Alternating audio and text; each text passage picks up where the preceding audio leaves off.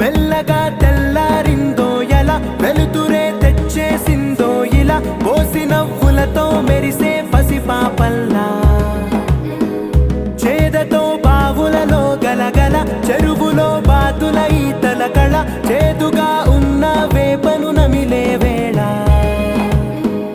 చుట్ట పొగ మంచుల్లో, చుట్టాల పిలుపుల్లో, మాటలే కలిపేస్తూ మనసారా మమతల్ని పండించి